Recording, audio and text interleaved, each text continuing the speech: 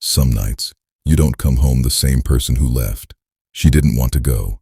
That feeling in her gut, that whisper that said stay home, she ignored it. Just one drink, they said. Just this once.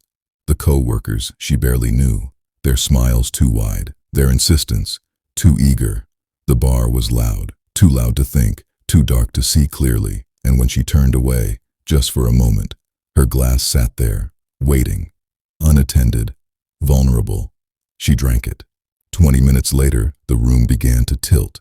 The faces around her stretched and blurred like melting wax. Her words became tangled, her thoughts scattered like leaves in a storm. They were laughing, or were they? Everything sounded underwater now. She had to leave, had to get to her car, but the parking lot seemed miles away, and her legs weren't listening anymore. What happened next exists only in fragments. Streetlights bleeding into one another, the steering wheel foreign in her hands. Driving, but where? How long? The city became a maze of shadows, and she was lost in it, alone. Or was she? Because somewhere in that blackness, in those missing hours she can't remember, someone was following, someone was waiting, someone was watching. She woke in her driveway the next morning, sunlight burning her eyes, her head pounding with questions she couldn't answer.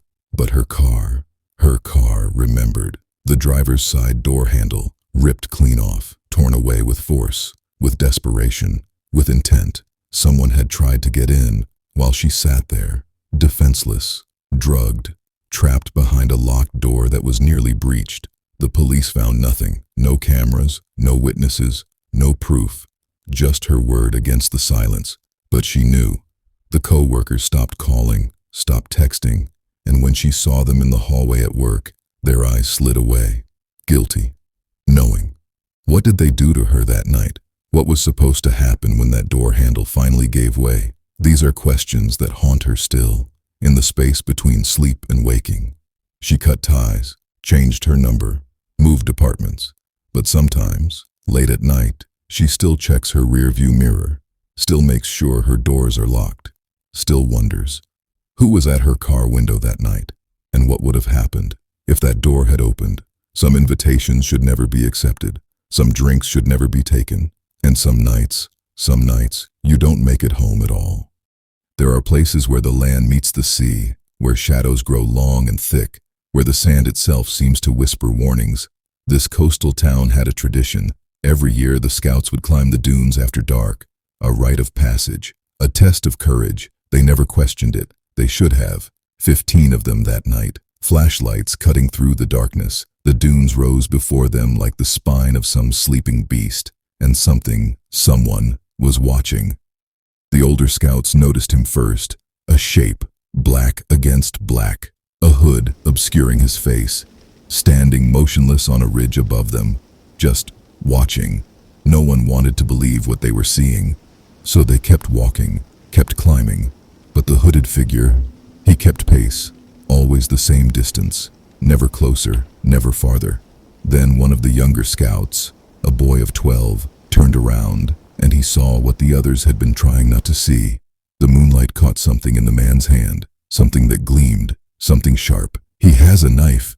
They ran, all of them, scrambling down the dunes, falling, pulling each other up, not daring to look back. But they could feel him, behind them, following. They made it to the town, every single one. The police searched the dunes for 3 days. They never found him. No footprints but their own. No hooded man, no knife. But the scouts? They remember. They remember the way he stood there, the way he watched, the way he seemed to know exactly where they were going. The tradition ended that year. The dunes stand empty now. But sometimes, late at night, when the wind blows just right, people swear they can still see him, waiting, watching, on the ridge. The dunes remember everything. Some people don't understand the word no, and some people make you wish you'd never met them at all. She was just doing her job, pouring drinks, making small talk, smiling at the regulars. That's all it was supposed to be. But one regular saw something different. His name was Jared. At first he seemed harmless, friendly even, ordered the same drink, sat at the same spot, night after night after night. Then came the compliments. Then the advances. She declined. Politely. Professionally. The way you're supposed to. That's when everything changed. It started with a feeling. That prickling sensation on the back of your neck. The one that tells you you're being watched. She'd leave work at 2 a.m. exhausted, keys already in her hand, and there he'd be. A shadow in the darkness, always 50 feet behind, never closer, never farther. Night after night, the same route, the same footsteps echoing behind hers. She'd walk faster, he'd walk faster. She'd turn a corner, so would he. Then came the night. He stopped keeping his distance. She heard the footsteps accelerating, running, getting closer. Her apartment building, just ahead. Safety, sanctuary. She ran. He chased, through the door, up the stairs, her hands shaking, keys dropping, scrambling. And then she heard it, the sound of someone trying to force open her door, banging, shouting, her name, over and over and over. But someone else heard it too, a neighbor, brave, quick thinking, a phone call to 911, a door opening, a voice saying, "The police are on their way."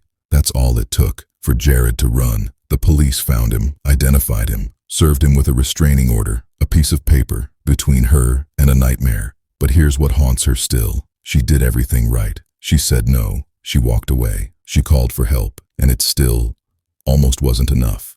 Because some people don't understand the word no, and some threats don't announce themselves until it's almost too late. Stay aware, stay safe, and if something feels wrong, trust that instinct.